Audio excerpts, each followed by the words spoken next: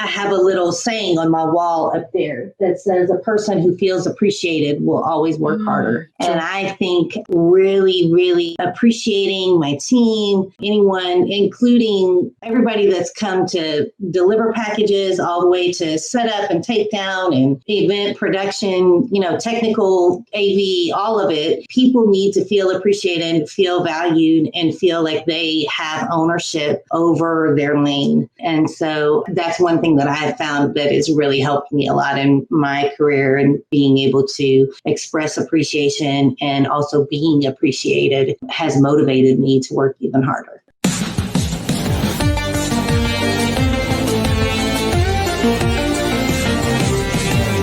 Welcome to Events Demystified podcast, where we explore and demystify the world of in-person, virtual, hybrid event AV production and technology by sharing insightful tips, tricks and tactics to make your events a success.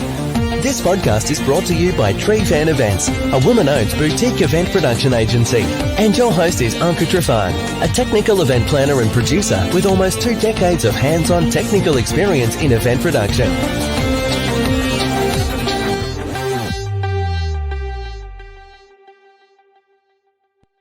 Welcome, friends, to another episode of Events Demystified podcast, your one-stop stop for tangible technical planning advice for anyone in the events industry. Today's episode is sponsored by Drefine Events, a woman-owned boutique event production agency, and I am your host, 𝐂𝐚𝐻𝐿𝐻. On the show with me today, I have Faith Gladden, president of Gladden and Associates Event Management, a certified event professional, and a certified exhibition manager that is highly skilled in both live and digital virtual event design and implementation, with a high expertise in hotel contract negotiations, sponsorships, and exhibit sales, exhibit tabletop floor management, as well as finding ways to express her creativity through her design skills and putting her special Faith stamp on every event that she works on and she plans. When she's not working, Faith can be found rolling on the floor laughing with her grandsons, singing at church, or hanging with her family and friends. You can learn everything about Faith by following the links in the episode notes. There's going to be a lot of wealth of information about her passion and the things that she's involved with. In the meantime,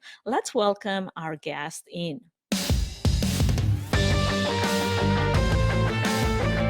Welcome to the show, Faith. Hey, Anka, thank you so much. So glad to be here with you today. Me too. I see that your choice of glasses somewhat matches mine. I remember when we met at IMAX, you had the most beautiful pair of glasses. And I was like, what is that? And how do you find those glasses?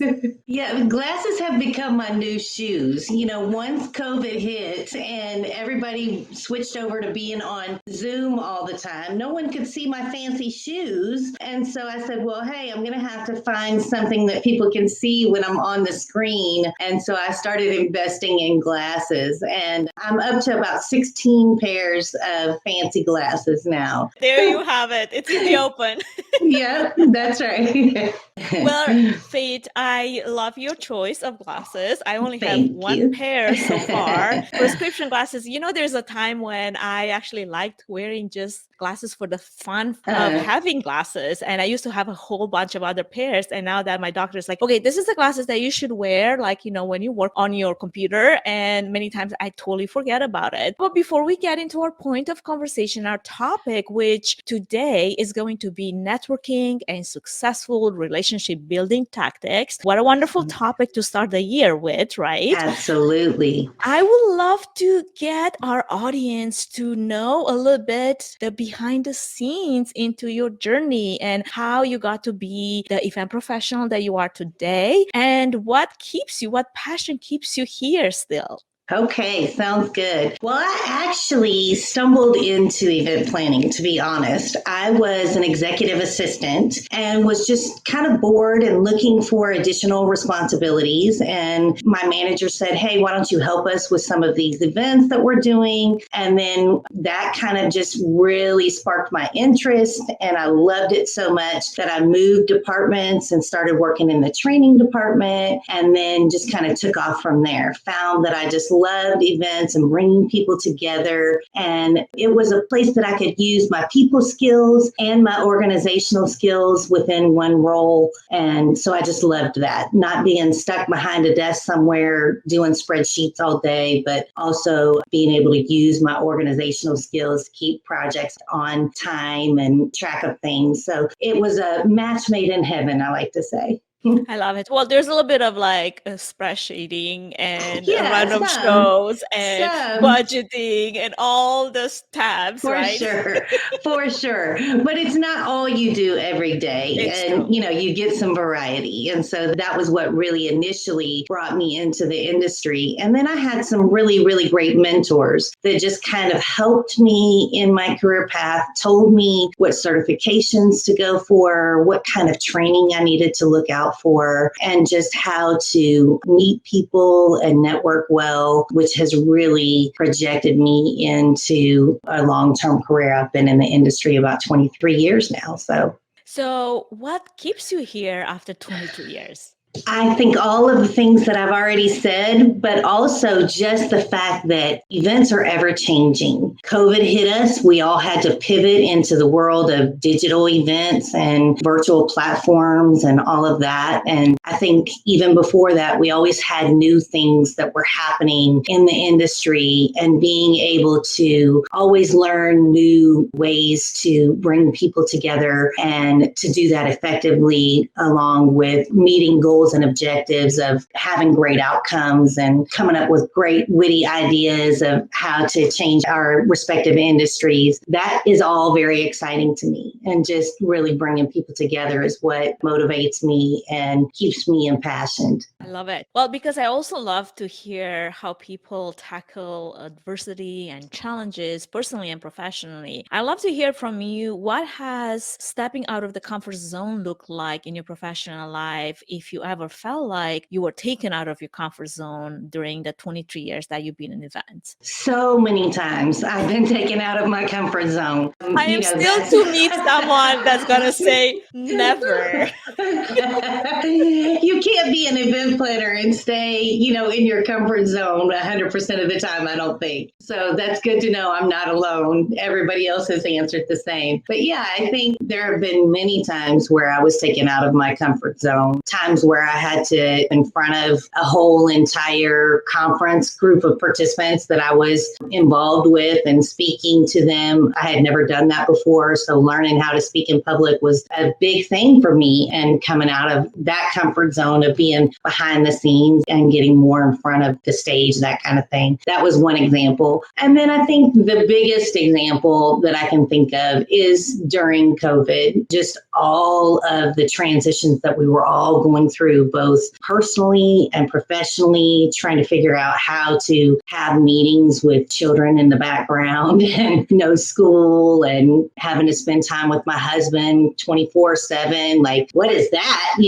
Definitely out of the comfort zone there. So, just all of the transitions that we were going through as the world as a whole, but also then in our industry, trying to figure out how are we still going to keep moving forward and still bring people together in this new paradigm, in this new world that we're living in, and doing all of the research and investigating different digital platforms, learning more about digital production than I ever thought I ever would, and learning how to open up my mouth and network and say, hey, friends, I know you know more than me. Help a sister out. I need some assistance. I need some advice. And being willing to just, be vulnerable like that and say, I don't know what I don't know. Can you help me? Was really huge for me. So yeah, I learned a lot. And that's definitely, taking yourself out of your comfort zone, especially when you felt like for many years, you knew exactly how the event cycle goes, and you're basically in charge of every element of the things that you've done again and again so many times. For sure. And COVID kind of sort of turned everything upside down, and having to figure things all over again. It's not easy,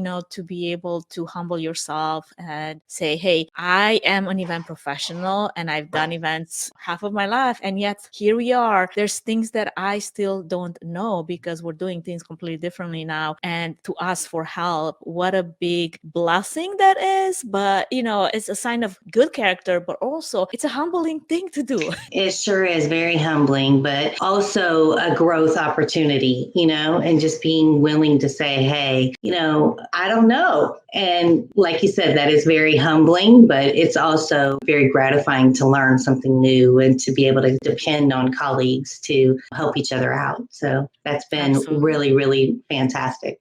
I couldn't agree more. Now, from some of the information and the research that I gathered from you and about you, Faith, because I kind of like to do my homework, show up prepared, Absolutely. like every my professional out there, I suppose, For sure. You do look, and seem like someone, as you mentioned, that is quite passionate about hospitality and someone that you have this purpose in life of fulfilling and bringing people together in ways in which good things happen and in ways that opportunities happen for positive change and diversity and equity and inclusion. How do you do that type of work practically, and how is that modeled in your professional and personal life? So I think that I have been really fortunate to work for some organizations that have allowed me to become aware in a way that's aware of, number one, my privilege as a white person, as a woman, being aware of that, but also being aware of how to be more inclusive in just the questions that I ask or the way that I put out information to my audience. I'm thinking, do they have the same access that I'm thinking everyone has? No, maybe not. So we need to think of different mediums, different ways to distribute information. And I've been very, very fortunate to have some great mentors. I have an African-American husband who has really taught me a lot about what it is to be a Black man in America and the challenges that they face. I'm raising Black men. My sons are all very strong Black men who have given me a lot of insight on how to understand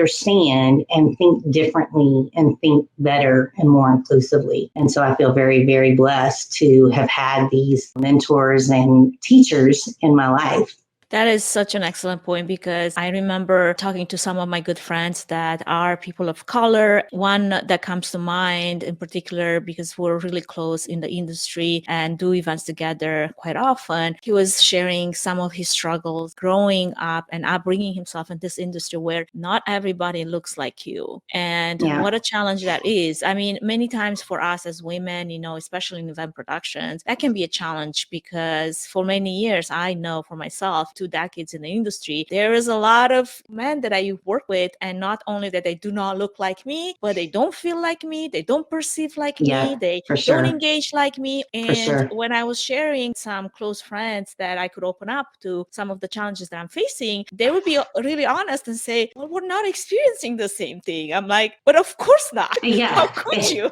Exactly. So why would you experience that? Exactly. So having the opportunity to actually be surrounded by such close people around you that can open your mind and your eyes to some of the challenges that you just can't possibly be able to experience because you don't live their life, you don't live in their shoes. It's an opportunity, like you said. And I'm so happy to hear that not only that you became aware, but you're able to actually apply that and model that in your life and in your professional networking and conversations and all the influence that you have in that space to be able to allow others to see, some of the things that now you've been exposed to. Now that we touched a little bit on networking, I feel like you can't do networking right without maybe having learned some hard lessons and done some maybe mistakes prior to doing it right. I remember when I first got on LinkedIn, I had no network and I didn't really know where to start. I wanted to connect with people, but I didn't know how to do it right. And in the process of learning how to do it right, I lost some really good connections. And one in particular, as much as I wanted to have that connection in my professional life, has no bandwidth now for my lack of experience of how to do LinkedIn the right way.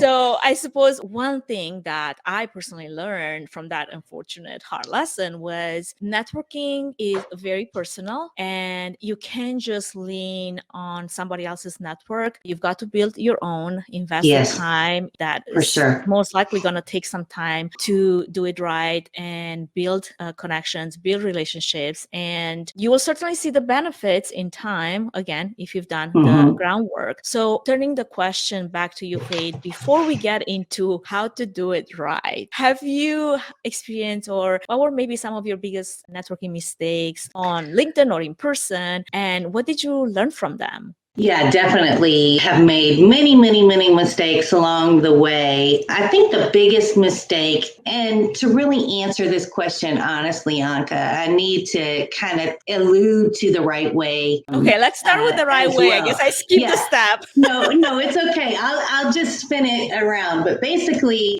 I find that when you're networking, most people are approaching conversations with, what can you do for me? How can you help my life? How can you improve me in some way? And I have really found that the key for me is to really approach every conversation and every interaction with, what can I do for you? How can I help you? How can I enhance your experience in whatever it is that we're doing, right? And that planting those seeds always comes back to me 1,000-fold. And I think people really understand the genuineness of me really trying to say, hey, what can I do for you? And how can I help you? And knowing that will come back to me. So there were many times that I approached different conversations or different interactions with, what can you do for me? And that really came across to the other individual or the other entity that I was dealing with. And it's a turnoff. And so folks don't want to be pestered. They don't want to be bothered.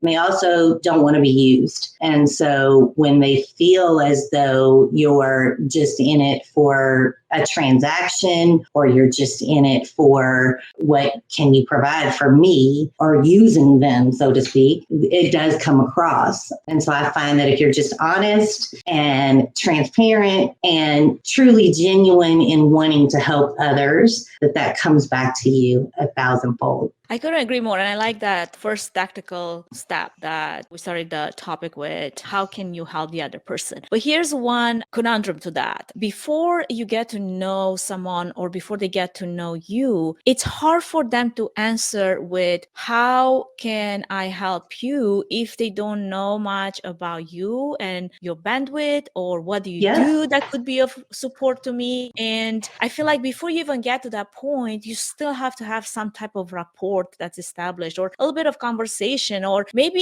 if we come back to LinkedIn, like follow them for a little bit, see what they're about, see what they're posting about, see what they're interested in, see what they're passionate about. I think my biggest turn off on LinkedIn is when somebody requests a connection and then right off the bat, they send me a message with this request. And I'm like, you didn't even get to know me, nor did I get to know you. And you think I'm just going to respond to that. That's just not going to happen. It's like, warm me up before you get me to bed. It's like, we got to do a few steps prior to it. For a minute. Give me a little kiss before exactly. we go straight exactly. into the big goods. Right. I got you. So to your point, to your first point, tactical point number one, right? Like, how can you help the other person? How would you go about to get this dating relationship happen with a total stranger sometimes?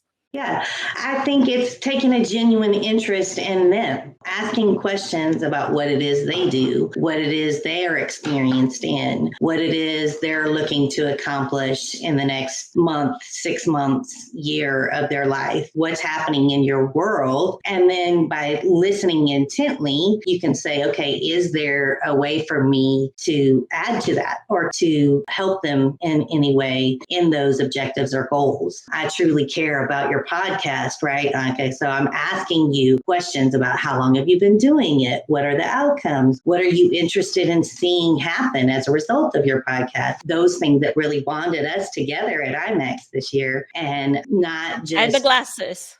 And the glasses. The glasses were key too. But that was a connection, right? It wasn't Absolutely. all, I think it's just being genuine, also being brave, not being afraid to step out of the comfort zone that we talked about earlier, not being afraid to step out and just say, hey, I would love to get to know you. I noticed you have this amazing podcast going on and would love to hear more about that. And I find that most people are happy to talk about what it is they're passionate about and that they're excited about doing. And they're happy to see if there is a way that you can help them. Okay, so tactical step number 2, get out of your comfort zone and ask questions. Yep. Let's add a third step to this. Now, let me ask you, is it easier? Do you find that it's easier for you to network in person versus online? And is there any drawbacks to any of the two if you were to make a comparison? I think that it depends on what type of networking that I'm doing, right? So if I'm going out looking for business, looking for clients, I find that the easier way to do that is to start online and then to kind of give them some information, warm up, that kind of way. When I'm networking, if I'm looking for vendor relationships or in my personal life,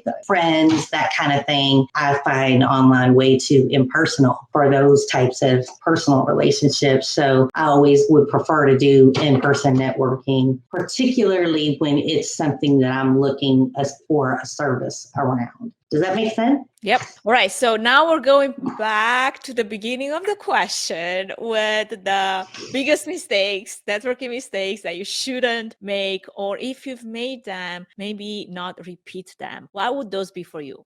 For me, being a pest, not taking no for an answer or not being sensitive to the responses that I'm getting and feeling as though I was really trying to show I'm a go-getter and I'm not going to give up and I'm no quitter. And in reality, they were just like, girl, please, can you stop? Leave me alone. And just, on and on and on, calling and emailing and following up. And it got to the point where a couple of my friends called me and they were like, listen, I'm going to unfriend you if you don't stop, So how many times is too many times? I think that's a bit of a tricky thing. I think if you get 2 or 3 no's, then a 4th one would probably be pushing it. So here's one interesting perspective on this, because I was just talking to someone and we were talking about newsletters and emails. And one thing that he said was, until I get the 3rd email from you, I will not even pay attention to the first few. I only notice that you just sent a 3rd follow-up for me to actually notice. Seriously. Like, how interesting is that? That is very interesting. And now if I think about it, like many times that has happened to me and probably you as well, where there's something that hits your inbox and you're just going to go delete,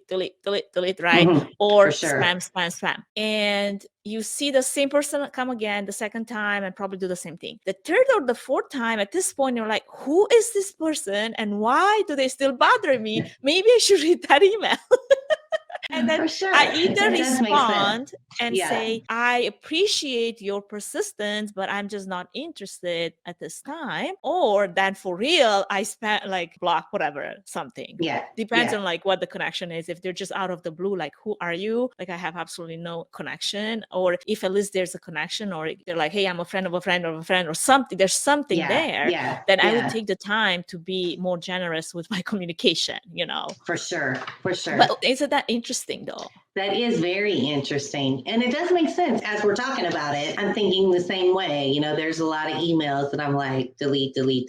But then maybe if I keep getting the same, I think it's a fine line. I feel like it's a very fine line, right? For sure. It is. To me, it's a little bit different when it's business solicitations versus an email from a friend. MLM. Or MLM or somebody who knows somebody that I know. That's slightly different to me. And as you said, you're a little bit more careful with your communication with those types. Yeah, I guess context matters. Yeah, for sure. Awesome. Well, Faith, before we continue this awesome conversation, because we're finding all kinds of topics to deviate from our main topic, but I love it. We're going to just take a short break to acknowledge our podcast sponsor, and we will be right back with our future guest. Before we move any further, I wanted to give a quick shout out to our main sponsor, Drefine Events, which is a boutique event planning and production agency that will come alongside you, offering personalized event planning and technical support, strategic event design, production and technology management, and flawless execution for live, virtual, and hybrid events. The team at Drefine Events is passionate about planning and producing event experiences that get people involved with true moments of interaction, engagement, and co-creation, while offering white glove treatment throughout the entire planning process, enabling you to reach your event goals with the use of creativity, production tools, and event technology. To find out how Drefine Events can plan and produce your event become memorable, go to drefineevents.com.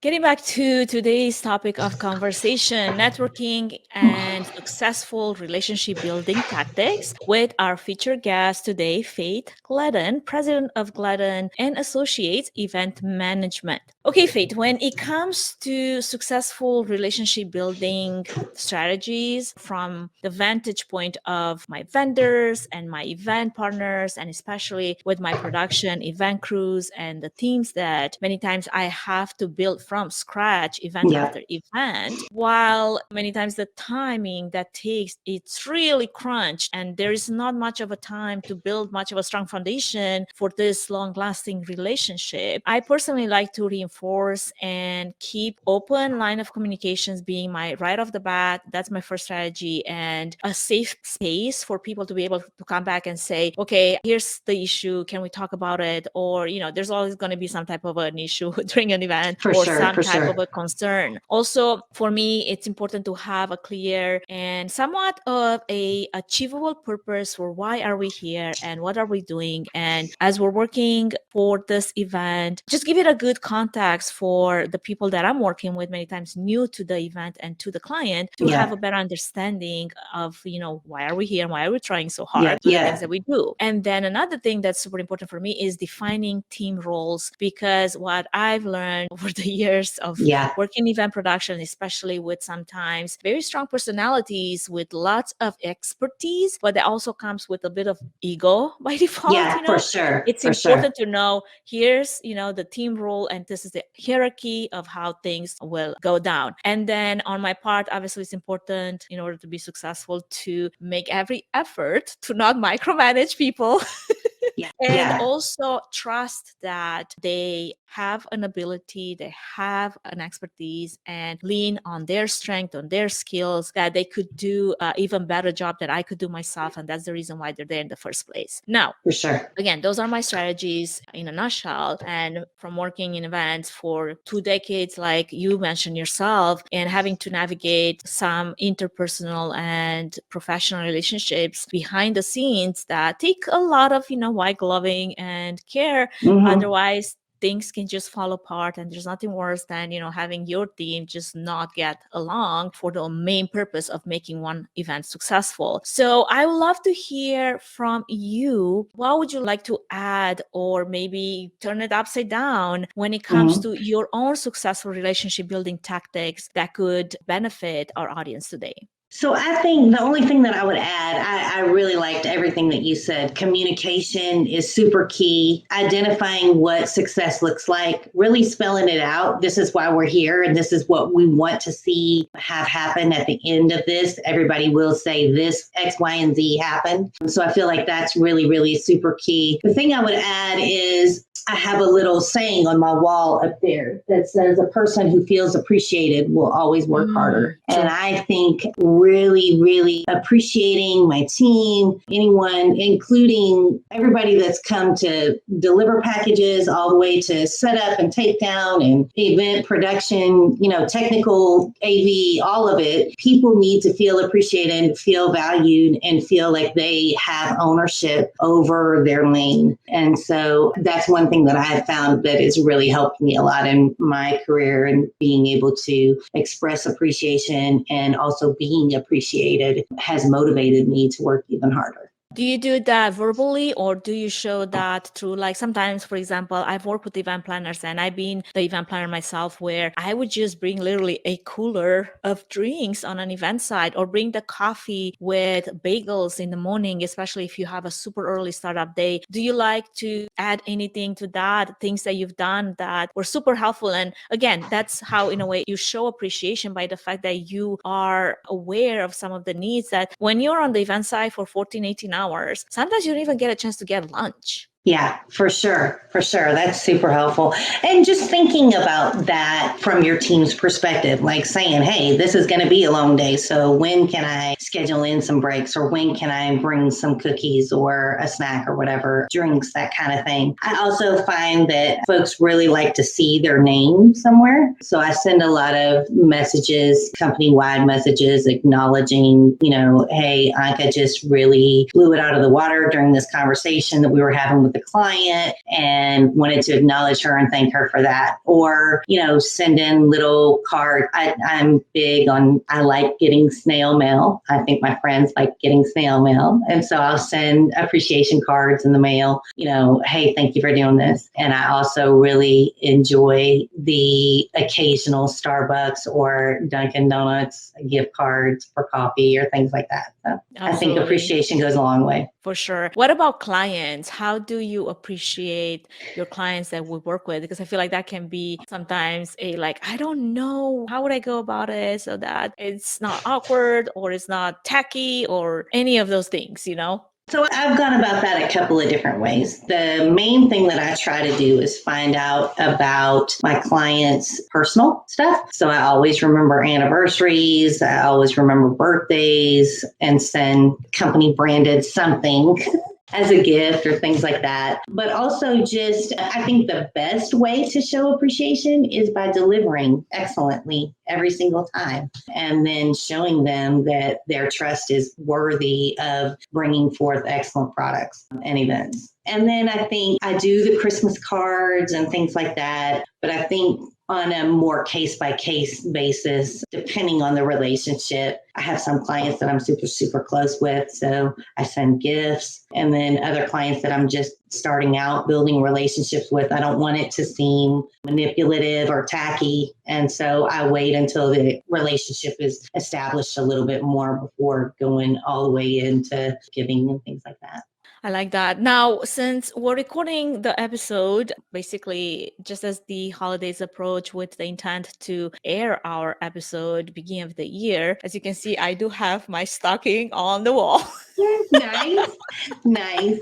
Which is going to be very timely for a January release. I would love to ask you, from a networking, relationship building strategy, especially because, at the end of the day, the ultimate goal is to serve more clients with our skills and expertise. What are some of your tested strategies to connecting with your future clients and fill your pipeline for the year? I mean, it's beginning of the year. Everybody's thinking what does this year's going to look like, especially post-COVID, pre-recession. Nobody knows what's going to happen. How are you going about that? Yeah, that's a good question. Honestly, I am doing as much as I can to get involved in different event associations. I'm very, very involved in the DFW chapter of MPI. I actually recently started serving on their board for my chapter, and just really being able to network at different chapter events. I'm also a member of SITE and some other, IE, different associations like that, and meeting different folks that need assistance, always reminding them that I'm there, and then planning to do some marketing emails and that kind of thing toward the end of the year, wrapping things up and saying, hey, we're here. So those are my strategies. How about you? Basically, because it's been a crazy, crazy busy year, I've intentionally booked, as we're in December, I booked my month to be completely open for end of year everything. And yes, I am recording for the next year as far as podcast goes. And I have a few other podcasts that I produce for my clients. But when it comes to actually traveling and going to events, I've had a few opportunities that I had to say no, because I need this time and space to be able to refocus my mind onto what are the things that I want to do more of in 2023 and for sure. some of the things that maybe I should do less of and say no to, because as much as I love opportunities, sometimes you have to be able to discern between the things that you should be doing and the things that maybe are not the right timing, or maybe are not the things they should be doing in the first place. And I came to a place where I've done so much of everything that I just burn myself out. And that's not good if I take myself out of the game either. So that's where I'm at. I'm like, here's my strategy. I need to be able to recollect, myself, be able to think of the things that worked and take note of the things that need changing, and then do implement some of those changes for the next year. And then there's also this up in the air. I have no idea how 2023 is going to pan out any different than 2022, because 2022, beginning of 2022 was just the same. There's a lot of unknown with, I think, Omicron at the time, and there's a lot of events that were planning to postpone or they weren't sure. I'm getting a bit of that right now because of the recession and people just kind of sort of waiting until last minute to make important decisions, which obviously is never helpful to any of us, partners, vendors, planners, none of it. For sure. And at the same time, whenever I was concerned that, okay, I don't know if this is going to be a good year or not, it was more than plentiful to do and more events that I could, tackle, and just being open for the things that, again, align with the things that I want to do more of. I feel like that's been my strategy and it's worked so far. So I'm leaning on that more. Yes, that's good. Wholeheartedly agree. Got to be able to put on your own mask before you can assist others, right? Absolutely. That's okay, awesome. So as we are about to come to a close here, switching gears a little bit, here's one question that I've been asking every one of my featured guests, and I love to ask you as well. From your vantage point, what are some of the known or unknown opportunities for women in events that might want to pursue a career, either as starting in events for the first time, or maybe changing paths, or learning new skills, anything that would be helpful? Yeah, so I think two things. Like me, don't be afraid to ask for new opportunities. I was an executive assistant that was bored in my role and looking for something new to do. And it catapulted me into a whole new career that I have absolutely thoroughly enjoyed. And then I would also say take classes. A lot of colleges have event management, hospitality tracks as degrees focus, and then join association, MPI, PCMA, IAE, all of these different site industry associations that can give you tools and knowledge that you might not have been aware of. It's fantastic networking opportunities. It's also great educational opportunities and growth opportunities. So I love that. And sometimes, maybe start your own chapter, or what's the first one? It's club. First one is a club. If you don't have enough interest, enough event planners around you. I'm actually on path here to start a club first before we can even turn it into anything else bigger, because where I'm locally positioned, there is no MPI chapter or club. And I am an MPI overall member, but without a chapter. And you miss out on those person connections and networking events and educational opportunities. So you're like looking around like, okay, so what else could we be doing? How about we start our own then? I love that. I've really wanted to start more of an online community too, with regard to networking online and connecting folks that might not get to meet together in person. So let's talk more. So how about the 2023 plans to start that and get that off the ground? Are you putting it down on your list? You're giving me food for thought. Giving me food for thought for sure. That's awesome. Well, this has been a great conversation so far, Faith. And in closing, what is one last piece of advice that you have for any other event professional, meeting professional out there, something that you wished you knew in the beginning stages of your career that we haven't mentioned yet?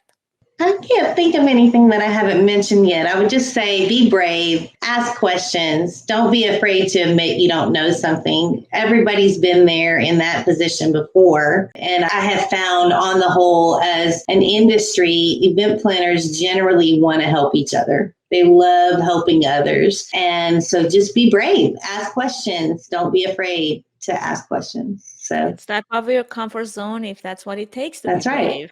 Awesome. All right. Well, thank you for sharing all your learned wisdom and everything that you share so far, from mistakes and just doing it right. Where can our audience connect with you, Faith? They can connect with me multiple ways on my website at gladdenevents.com. Or let's spell Gladden for anyone that is just listening in and not tuned in video.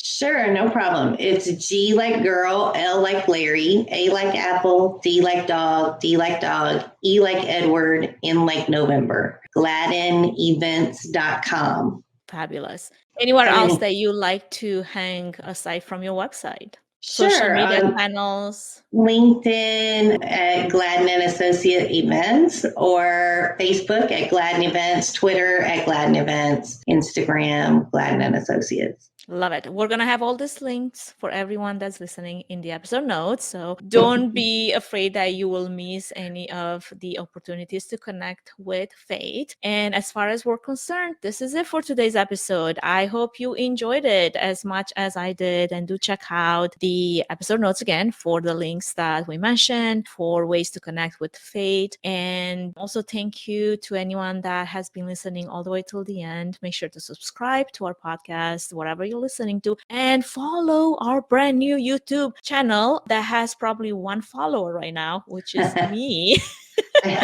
We're growing that as a way to post some of those videos as a platform for everyone that loves YouTube more than anything else. Apparently, there's a whole lot of people that love YouTube more than they love the other platforms, and we're trying to grow that. Thank you, Faith, for joining me. I hope you have a wonderful rest of the year, holiday season, and when we're airing this out in 2023 in the future, I hope that 2023 pans out to be the best year that you've had yet. Same to you, 𝐂𝐚𝐻. Thank you so much. Many, many blessings for a great holiday and a very prosperous 2023. Thank you so much for allowing me to be your guest today. Thank you for listening to the Events Demystified podcast. If you enjoyed this podcast, please take a moment to review it, rate it, and share it with other event professionals that could benefit from it. Connect with us on social at Events Demystified Podcast. We would love to hear from you and what you're up to. If you'd like to learn more about Tree Fan Event services and find out if we're a good fit in supporting your event, can we help your event be successful with a 20-minute free consultation? Link in the episode's notes. Thanks for tuning in.